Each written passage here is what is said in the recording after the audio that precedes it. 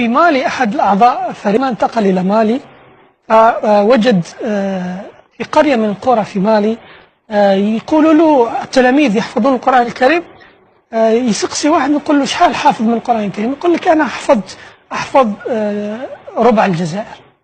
واحد قال آخر يقول أنا أحفظ جزء من الجزائر. وش يقصدوا هذا؟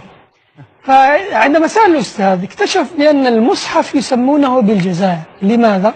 لأن المصدر الوحيد تاريخيا للمصاحف لمالي كانت من الجزائر، خاصة المصحف الردوسي هذا اللي يكتب بالخط المغاربي، عندما تقلب الضفة الأخيرة تجد مكتوب الجزائر.